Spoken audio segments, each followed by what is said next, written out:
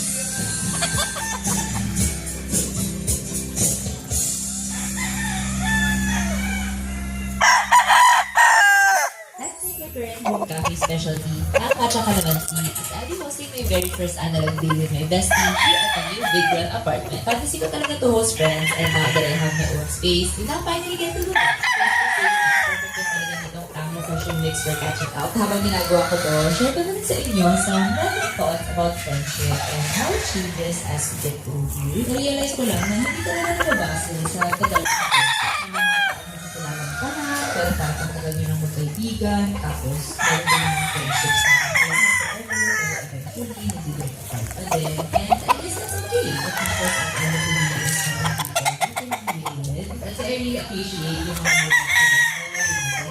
yung maintenance friendships where you are all busy with life, pero pagdating ng catch-up moment, the bond remains the same. Sharing a time refreshing mix and just enjoying each other's company. And honestly, this whole analog quest was such a reset. No pressure, no overthinking. And if medyo na-stress pa yan kung magluwalig pa sa mga corner, this was such a fun time.